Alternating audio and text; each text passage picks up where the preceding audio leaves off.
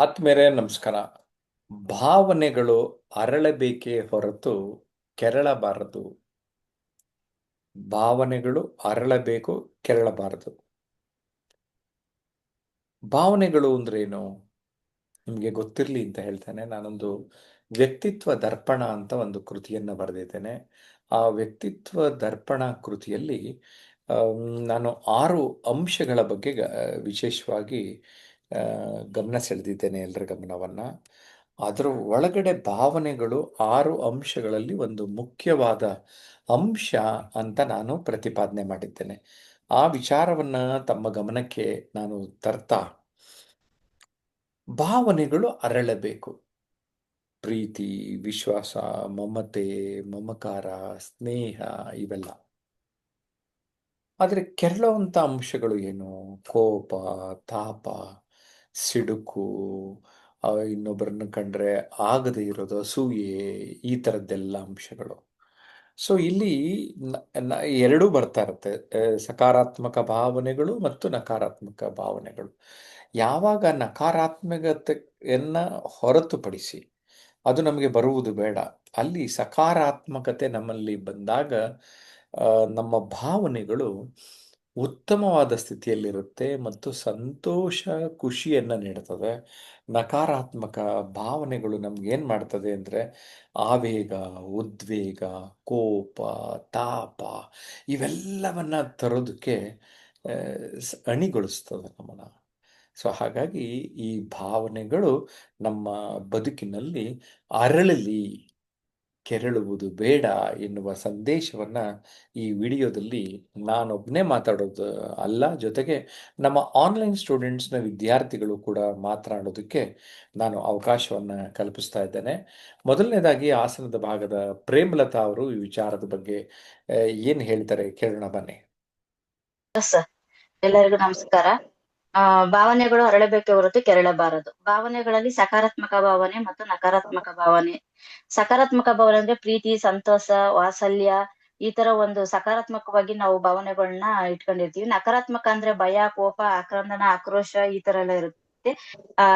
ಸಕಾರಾತ್ಮಕ ಅಂದ್ರೆ ನಾವು ಪ್ರೀತಿಯಿಂದ ಹಂಚ್ಕೊಳ್ಳೋದು ಮತ್ತೆ ಮಾತನಾಡೋದು, ಮತ್ತೆ ಯಾವುದೇ ಒಂದ್ ಇದ್ ಮಾಡಿದ್ರು ನಮಗೆ ಭಾವನೆಗಳು ಒಂಥರ ಹರಳದಂಗೆ, ಮಲ್ಗೆ ಹೊರಳದಂಗೆ ಒಂದು ಖುಷಿ ಸಂತೋಷನ ನೀಡುತ್ತೆ. ನಾವು ಜನಗಳ ಜೊತೆ ಮಾತಾಡೋದಾಗ್ಲಿ, ಇಲ್ಲ ಹೊಂದಾಣಿಕೆಯಿಂದ ಇರೋದಾಗ್ಲಿ, ಎಲ್ಲವೂ ಒಂಥರ ಸಂತೋಷವಾಗಿರುತ್ತೆ. ನಾವು ಹಲವಾರು ರೀತಿಯಲ್ಲಿ ಭಾವನೆಗಳನ್ನ ವ್ಯಕ್ತಪಡಿಸ್ಬೋದು. ಮತ್ತೆ ನಕಾರಾತ್ಮಕ ಅಂತಂದ್ರೆ ನಮ್ಗೆ ಯಾವುದೇ ಒಂದು ಬೇಜಾರಾದಾಗ ಕೋಪಗೊಳ್ಳೋದು, ಮತ್ತೆ ಆಕ್ರೋಶಕ್ಕೊಳಗಾಗೋದು, ಆಕ್ರಂದನ ಹೊರ ಹಾಕೋದು, ಮತ್ತೆ ಇನ್ನೊಬ್ರು ನೋಡಿ ಅಸಹ್ಯ ಪಡೋದು, ಮತ್ತೆ ಏನೋ ಒಂಥರ ಅದು ಅದು ಒಳ್ಳೇದಲ್ಲ. ಕೆರಳೋದು ಒಳ್ಳೇದಲ್ಲ. ನಾವು ಭಾವನೆಗಳು ನಮಗೆ ಒಂದು ಸಕಾರಾತ್ಮಕವಾಗಿದ್ರೆ ನಾವು 4 ಜನ ಜೊತೆ ನಿಂತ್ಕೊಂಡ್ ಮಾತಾಡಕ್ಕಾಗ್ಲಿ, ಒಂದ್ ಕೂತ್ಕೊಂಡ್ ಮಾತಾಡಕ್ಕಾಗ್ಲಿ, ಒಂದು ನಾವು ಜನಸಂದಣಿಯಲ್ಲಿ ಒಂದು ಒಳ್ಳೆ ಭಾವನೆಗಳ ಜೊತೆ ಕೂಡೋದಕ್ಕೆ ನಾವೊಂದು ಅನುಕೂಲ ಆಗುತ್ತೆ ಅಂತ ಅನ್ಕೋತೀನಿ ಸರ್. ಇಷ್ಟ್ ಮಾತ್ರ ನಾನು. ಓಕೆ, ಪ್ರೇಮಲತಾ ಅವ್ರನ್ನ ಮಾತಾಡ್ತಾ ಇತ್ತು. ಶಂಕರ್ ಅವರು ಈ ವಿಚಾರದ ಬಗ್ಗೆ ಏನು ಹೇಳ್ತಾರೆ ಕೇಳೋಣ ಬನ್ನಿ. ಎಸ್ ಶಂಕರ್. ನಮಸ್ತೆ ಸರ್, ಎಲ್ರಿಗೂ ನಮಸ್ಕಾರ. ಭಾವನೆಗಳೇ ಅರಳಬೇಕೆ ಹೊರತು ಕೆರಳಬಾರದು. ನಮ್ಮಲ್ಲಿ ಅಂದ್ರೆ ಪ್ರತಿಯೊಬ್ಬರಲ್ಲೂ ಪ್ರತಿದಿನ 100 ಭಾವನೆಗಳು ಮೂಡ್ತಾ ಇರ್ತವೆ. ಪ್ರತಿಯೊಬ್ಬರಲ್ಲೂ ಭಾವನೆಗಳು ಮೂಡ್ತವೆ, ಆದ್ರೆ ಮೂಡೋ ರೀತಿ ಬೇರೆ ಬೇರೆ ಆಗಿರುತ್ತೆ. ಈಗ ಒಬ್ಬೊಬ್ಬರಲ್ಲಿ ಒಂದೊಂದ್ ರೀತಿಯ ಭಾವನೆಗಳು ಮೂಡಿದ್ರೆ ಅದನ್ನ ವ್ಯಕ್ತಪಡಿಸೋ ರೀತಿ ಬೇರೆ ಬೇರೆ ಆಗಿರುತ್ತೆ. ಅದವರು ಅವ್ರಿರೋ ಪರಿಸರ ಆಗಿರ್ಬೋದು, ಅವ್ರ ನಡವಳಿಕೆ, ಅವರ ಅವ್ರ ವ್ಯಕ್ತಿತ್ವನ ಪ್ರತಿಬಿಂಬಿಸ್ತವೆ. ನಾವು ನಡವಳಿಕೆಗಳನ್ನ ಯಾವ ರೀತಿ, ನಮ್ಮ ಭಾವನೆಗಳನ್ನ ಯಾವ ರೀತಿ ತೋರಿಸ್ತೀವಿ, ವ್ಯಕ್ತಪಡಿಸ್ತೀವಿ, ಅದವ್ರ ವ್ಯಕ್ತಿತ್ವವನ್ನ ಪ್ರತಿಬಿಂಬಿಸ್ತವೆ ಅಂತಾನೆ ಹೇಳ್ಬೋದು. ಈಗ ಸ್ನೇಹ, ಪ್ರೀತಿ, ವಾತ್ಸಲ್ಯ, ಒಂದು ಒಳ್ಳೆ ರೀತಿಯ ವಿಶ್ವಾಸ, ಮಮಕಾರ, ಇವೆಲ್ಲ ಒಳ್ಳೆ ರೀತಿಯ ಸಕಾರಾತ್ಮಕ ಭಾವನೆಗಳಿವು.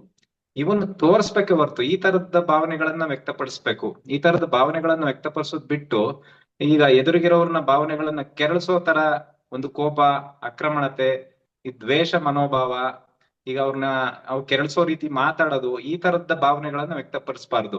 ಸಮಾಜದಲ್ಲೇ ಇರ್ಬೋದು, ಕುಟುಂಬದಲ್ಲೇ ಇರ್ಬೋದು, ಅಥವಾ ನಮ್ಮ ನೆರೆಹೊರೆಯವರು ಯಾರೇ ಇರ್ಬೋದು, ಅವ್ರ ಜೊತೆಗೆ ಸ್ನೇಹ, ಪ್ರೀತಿ, ವಿಶ್ವಾಸ, ಬಾಂಧವ್ಯ, ಸಹಕಾರ, ಮಮಕಾರ, ಈ ತರದ ಭಾವನೆಗಳನ್ನ ವ್ಯಕ್ತಪಡಿಸ್ಬೇಕು.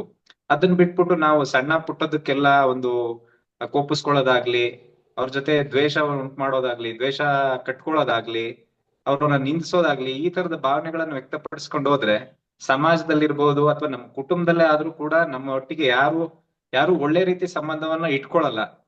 ಯಾಕೆಂದ್ರೆ ನಾವು ಭಾವನೆಯನ್ನು ವ್ಯಕ್ತಪಡಿಸೋದು ಆ ರೀತಿ ಇರುತ್ತೆ. ನಮ್ಮಲ್ಲಿ ಏನೇ ಕೆಟ್ಟ ಭಾವನೆಗಳು ಬಂದ್ರೂ ಪರವಾಗಿಲ್ಲ, ಅದನ್ನ ಸಹಿಸ್ಕೊಂಡು ನಿಗ್ರಹಿಸ್ಕೊಂಡು ಒಳ್ಳೆ ಭಾವನೆಗಳನ್ನ ವ್ಯಕ್ತಪಡಿಸ್ಬೇಕು. ಎದುರಿಗಿರೋರ್ ಭಾವನೆಗಳನ್ನು ಕೆರಳಿಸೋ ತರ ನಮ್ಮ ಭಾವನೆಗಳನ್ನ ವ್ಯಕ್ತಪಡಿಸಿದ್ರೆ ಅಲ್ಲಿ ಸಂಬಂಧನೂ ಹಾಳಾಗೋಗುತ್ತೆ. ಒಟ್ಟಾರೆಯಾಗಿ ನಮ್ಮ ಭಾವನೆಗಳನ್ನು ವ್ಯಕ್ತಪಡಿಸೋದು ಸಮಾಜದ ಸ್ವಾಸ್ಥ್ಯ, ನಮ್ಮ ಸ್ವಾಸ್ಥ್ಯ, ನಮ್ಮ ಕುಟುಂಬದ ಸ್ವಾಸ್ಥ್ಯ ಇವೆಲ್ಲವನ್ನೂ ಒಳಗೊಂಡಿರುತ್ತೆ. ನಾವು ಒಳ್ಳೆ ರೀತಿ ಭಾವನೆಗಳನ್ನು ವ್ಯಕ್ತಪಡಿಸಿದ್ರೆ ಇವೆಲ್ಲನೂ ಉತ್ತಮವಾಗಿ ಬೆಳವಣಿಗೆ ಮಾಡ್ಕೊಂಡು ಹೋಗ್ಬೋದು. ಇಲ್ಲ ಅಂತಂದ್ರೆ ಎಲ್ಲದಕ್ಕೂ ಒಂದು ಕುಂಠಿತ ಆಗತ್ತೆ, ಎಲ್ಲದಕ್ಕೂ ಒಂದು ಅನಾನುಕೂಲ ಆಗುತ್ತೆ ನಮ್ಮ ಭಾವನೆಗಳನ್ನು ವ್ಯಕ್ತಪಡಿಸೋದು ಅಂತ ಹೇಳಿಕ್ಕೆ ಇಷ್ಟಪಡ್ತೀನಿ ಸರ್. ಭಾವನೆಗಳು ಅರಳಬೇಕೇ ಹೊರತು ಕೆರಳಬಾರದು ಎನ್ನುವ ವಿಷಯ ನಿಜಕ್ಕೂ ಕೂಡ ತುಂಬ ಮುಖ್ಯವಾದದ್ದು. ನಮ್ಮ ಅನೇಕ ಬದುಕಿನ ಸನ್ನಿವೇಶಗಳಲ್ಲಿ ಇದನ್ನ ಗಮನಿಸ್ತಾನೆ ಬರ್ತೇವೆ. ಎಸ್ ಶಂಕರ್, ತಾವು ಹೇಳಿದ್ದು ಸೊಗಸಾಗಿತ್ತು.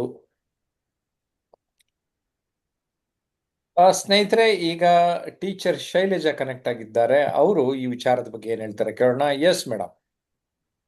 ಹೌದು ಸರ್, ಇದೊಂದು ಅತ್ಯುತ್ತಮವಾದಂತಹ ಒಂದು ಚರ್ಚೆ ಮಾಡುವಂತ ವಿಷಯ ಸರ್. ಭಾವನೆಗಳು ಅರಳಬೇಕೇ ಹೊರತು ಕೆರಳಬಾರದು ಅನ್ನೋದು. ಅಂದ್ರೆ ಮನುಷ್ಯನಲ್ಲಿ ನಮ್ಮ ಒಂದು ಹೃದಯದ ಧ್ವನಿ ಭಾವನೆಗಳಂತ, ಅದು ಹೃದಯದ ಭಾಷೆ ಅಂತ ಕರಿತೀವಿ. ಅಲ್ಲಿ 108 ಒಳ್ಳೆಯ ಭಾವನೆಗಳು ಹುಟ್ಟುತ್ತವೆ, ಕೆಟ್ಟ ಭಾವನೆಗಳು ಕೂಡ ಹುಟ್ಟುತ್ತವೆ. ಮೊದಲನೇದಾಗಿ ನಮ್ಗೆ ಅರಳುವಂತಹ ಭಾವನೆಗಳಂದ್ರೆ ಪ್ರೀತಿ, ವಿಶ್ವಾಸ, ಸ್ನೇಹ, ಕರುಣೆ, ದಯೆ, ಅನುಕಂಪ ಇಂಥ ಭಾವನೆಗಳು ಮನುಷ್ಯನನ್ನ ಅರಳಿಸ್ತೇವೆ. ಹಾಗೆ ಮಾತೃ ಪ್ರೇಮ ಆಗಿರ್ಬೋದು, ಗುರುಗಳ ಕಾರುಣ್ಯ ಆಗಿರ್ತಕ್ಕಂಥದ್ದಾಗಿರ್ಬೋದು, ಸ್ನೇಹಿತರ ಒಂದು ಸಹಕಾರ ಅಂತಕ್ಕಂಥದ್ದಾಗಿರ್ಬೋದು, ಮಹಾತ್ಮರ ಒಳ್ಳೆ ನುಡಿಗಳು ಮನಸ್ಸನ್ನ ವಿಕಾಸ ಮಾಡ್ತವೆ, ಒಳ್ಳೆ ಪರಿಶುದ್ಧವಾದ ಭಾವನೆಗಳ ಉಗಮಕ್ಕೆ ಕಾರಣ ಆಗ್ತವೆ. ಇಂಥ ಒಳ್ಳೆ ಭಾವನೆಗಳಿಂದ ಸಮಾಜದಲ್ಲಿ ಒಳ್ಳೆ ವಾತಾವರಣ, ಶಾಂತಿ, ನೆಮ್ಮದಿ ನೆಲೆಸಕ್ ಕಾರಣ ಆಗುತ್ತೆ. ಹಾಗೆ ಇದಕ್ಕೆ ಒಂದು ವಿರುದ್ಧವಾಗಿ ಕೆರಳಿಸುವಂತಹ ಭಾವನೆಗಳು ಅಂತಂದ್ರೆ ಈ ದ್ವೇಷ, ಅಸೂಯೆ, ಕ್ರೋಧ, ಲೋಭ, ಮದ, ಮತ್ಸರ ಅಂತಕ್ಕಂಥ ಮನುಷ್ಯನನ್ನ ವಿಕೃತ ರೂಪಕ್ಕೆ ಕರೆದೊಯ್ಯುವಂತಹ ವಿಕಾರಿ ಭಾವನೆಗಳಾಗ್ಬಿಡ್ತವೆ. ಇದರಿಂದ ಏನಾಗುತ್ತೆ ಅಂದ್ರೆ ಕೌಟುಂಬಿಕ ಕಲಹಗಳು ಜಾಸ್ತಿ ಆಗ್ತವೆ, ಒಬ್ಬರಲ್ಲಿ ಒಬ್ಬರ ಅಪನಂಬಿಕೆಗಳಂತಕ್ಕಂಥದ್ದು ಜಾಸ್ತಿ ಆಗುತ್ತೆ, ಮಾನವೀಯ ಸಂಬಂಧ ಅಂತಕ್ಕಂಥದ್ದು ಹದಗೆಡ್ತಾ ಹೋಗುತ್ತೆ. ಹಾಗಾಗಿ ಪ್ರತಿಯೊಬ್ಬರಲ್ಲೂ ಈ ಒಂದು ಬದುಕು ಅನ್ನೋದು ಒಂದು ಸುಂದರವಾದಂತಹ ಪಯಣ. ಇದನ್ನ ನಾವು ಅಷ್ಟೇ ಸುನಾಯಾಸವಾಗಿ ಸಾಗ್ಬೇಕಂದ್ರೆ ಈ ಭಾವನೆಗಳು ತುಂಬಾ ಸತ್ವಯುತವಾಗಿರ್ಬೇಕು, ಗಟ್ಟಿಯಾಗಿರ್ಬೇಕು, ಸಕಾರಾತ್ಮಕವಾಗಿರ್ಬೇಕು. ಅಂತಹ ಭಾವನೆಗಳನ್ನ ನಾವು ಪ್ರಯತ್ನ ಪೂರ್ವಕವಾಗಿ ರೂಢಿಸಿಕೊಳ್ಳೋದ್ರಿಂದ ನಮ್ ಬದುಕು ಸುಂದರ ಆಗುತ್ತೆ. ನಮ್ ಬದುಕು ಚೆನ್ನಾಗಾಗ್ಬೇಕಂದ್ರೆ ನಾವ್ ಎಲ್ಗೂ ಹೋಗ್ಬೇಕಾದ ಅಗತ್ಯ ಇಲ್ಲ. ಅಂದ್ರೆ ಇಂಥ ಈ ಒಳ್ಳೆ ಗುರುಗಳಿಂದ ನಾವು ಮಾರ್ಗದರ್ಶನ ಪಡೆಯೋದು, ಹಾಗೆ ನಮ್ಮಲ್ಲೇ ನಾವು ದಿನನಿತ್ಯ ನಮ್ಮನ್ನ ನಾವು ಪರಿವರ್ತನೆಯ ಹಾದಿಯಲ್ಲಿ ಮುನ್ನಡೆಸಿಕೊಂಡು ಹೋಗುವುದು ನಮ್ ಬದುಕನ್ನ ಸುಂದರ ಆಗಿಸುತ್ತೆ, ಬದುಕನ್ನ ಸುಂದರವಾದ ಹೂದೋಟದಂತೆ ಅರಳಿಸುತ್ತೆ. ಈ ಶ್ರೇಷ್ಠ ಭಾವನೆಗಳು ಸ್ವಸ್ಥ ಸಮಾಜದ ಒಂದು ನಿರ್ಮಾಣಕ್ಕೆ ಕಾರಣ ಆಗುತ್ತೆ ಅಂತ ಹೇಳ್ತಾ ಈ ಸಂದರ್ಭದಲ್ಲಿ 4 ಮಾತುಗಳನ್ನ ಅವಕಾಶ ಕೊಟ್ಟಿದ್ದಕ್ಕೆ ಎಸ್ ಶೈಲಜಾ ಟೀಚರ್ ತುಂಬಾ ಸೊಗಸಾಗಿ ಹೇಳಿದ್ದಾರೆ. ಸಂತೋಷ್ ಶೆಟ್ಟಿ ಏನ್ ಹೇಳ್ತಾರೆ ಕೇಳೋಣ ಬನ್ನಿ. ಎಸ್ ಸಂತೋಷ್. ನಮಸ್ತೆ. ಹೇಳಿ. ಸಂತೋಷ್, ನೆಟ್ವರ್ಕ್ ಅಲ್ಲಿ ಏನೋ ಸಮಸ್ಯೆ ಇದೆ. ನೆಟ್ವರ್ಕ್ ಸಮಸ್ಯೆ ಹೇಗಾದ್ರು ಇರಲಿ, ನಾವು ನೆಟ್ವರ್ಕ್ ಅಂತ ನಮ್ಮ ಬದುಕಿನ ಸಂಪರ್ಕಗಳನ್ನ, ಸಂಬಂಧಗಳನ್ನ ಸರಿಯಾಗಿ ಉಳಿಸಿಕೊಳ್ಳಬೇಕೆಂದರೆ ಭಾವನೆಗಳು ಅರಳಬೇಕು. ಏನಂತೀರಿ? ನಿಮ್ಮ ಅನಿಸಿಕೆಗಳನ್ನ ಕಾಮೆಂಟ್ ಮಾಡಿ ಜಯಪ್ರಕಾಶ್ ನಾಗ್ತಿಹಳ್ಳಿ ಹಾಗೂ transformation unlimited YouTube channel subscribe ಮಾಡಿಲ್ಲ ಅಂದ್ರೆ ಈಗಲೇ ಸಬ್ಸ್ಕ್ರೈಬ್ ಮಾಡಿ, ಬೆಲ್ ಬಟನ್ ಆಲ್ ಅಂತ ಪ್ರೆಸ್ ಮಾಡಿ, ಲೈಕ್ ಮಾಡಿ, 4 ಜನಕ್ಕೆ ಶೇರ್ ಮಾಡಿ. ಬಾಯ್ ಬಾಯ್.